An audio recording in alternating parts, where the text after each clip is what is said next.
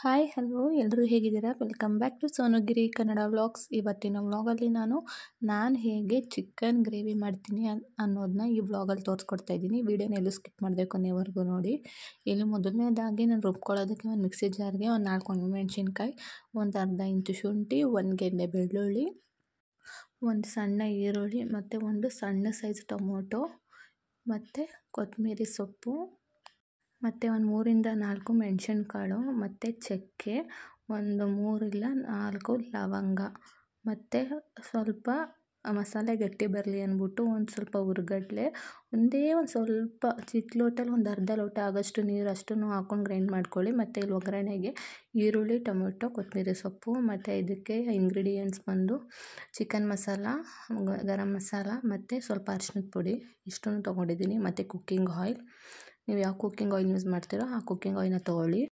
ಮತ್ತು ಇಲ್ಲೊಂದು ಪಾತ್ರೆಗೆ ನಾನು ಎಣ್ಣೆ ಬಿಟ್ಟು ಎಣ್ಣೆ ಕಾಯ್ದ ಮೇಲೆ ಒಂದು ಈರುಳ್ಳಿ ಮತ್ತು ಕರಿಬೇವಿನ ಸೊಪ್ಪು ಹಾಕಿ ಚೆನ್ನಾಗಿ ಫ್ರೈ ಮಾಡ್ಕೊಳ್ತಾ ಇದ್ದೀನಿ. ಅದು ಎರಡು ಫ್ರೈ ಆದಮೇಲೆ ಅದಕ್ಕೆ ಒಂದು ಸಣ್ಣ ಟೊಮೊಟೊನ ಸೇರಿಸ್ಕೊಳ್ತಾ ಇದ್ದೀನಿ.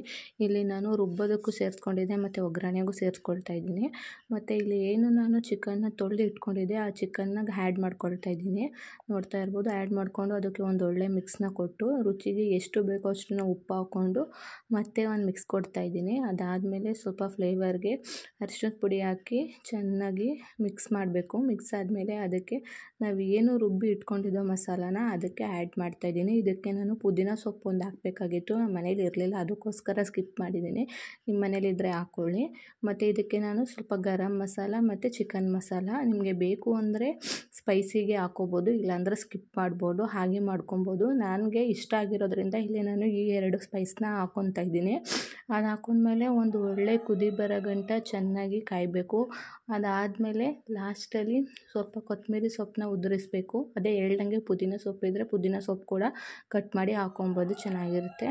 ನೋಡಿ, ಇಷ್ಟೇ ಸಿಂಪಲಾಗಿ 2 ನಿಮಿಷದಲ್ಲಿ ಚಿಕನ್ ಗ್ರೇವಿ ರೆಡಿ ಆಗುತ್ತೆ. ನೀವು ಹೀಗೆ ಮಾಡ್ತೀರಾ ಕಮೆಂಟ್ ಮಾಡಿ. ಹೋಪ್ ನಿಮಗೆ ಈ ವಿಡಿಯೋ ಇಷ್ಟ ಆಗಿದೆ ಅಂದ್ಕೊಳ್ತೀನಿ. ನಾನು ನಿಮಗೆ ನೆಕ್ಸ್ಟ್ ವ್ಲಾಗಲ್ಲಿ ಸಿಗ್ತೀನಿ. Bye, love you all, take care.